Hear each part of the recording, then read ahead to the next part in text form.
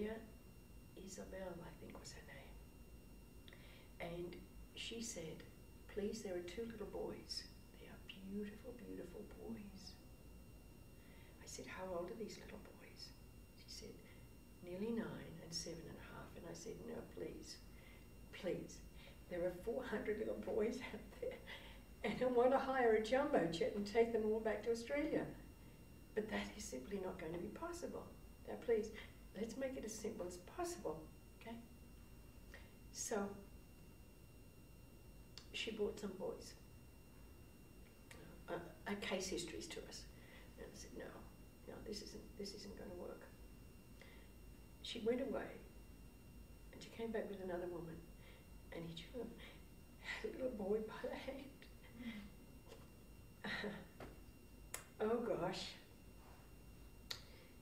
So help me. She took one to John and one to me. And they had so much dirt in their little paws, you know, in the little marks in the lines in their hands. Someone had very quickly wiped them, so the top was cleanish, but there was all this, you know, dirt in there, and someone had washed their faces and done their hair, and she put this little boy on my lap, and she said, this is Rodrigo. And he just looked at me, and he stopped still, and I stopped still. And I just looked in those little eyes, and it was our son.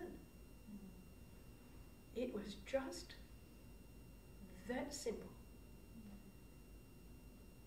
He was our son. And I looked across at John, and he was in tears, and he had Ignacio on his lap, and he was the same thing had happened to him. So we gently crossed little boys, and we did the same thing again. And I'm shaking here. And it was, they were just our sons. That's all there was about it. And we said, do they have a sister? And they said, no, there's no sister. So, okay. We'll find a little girl. That'll be fine. So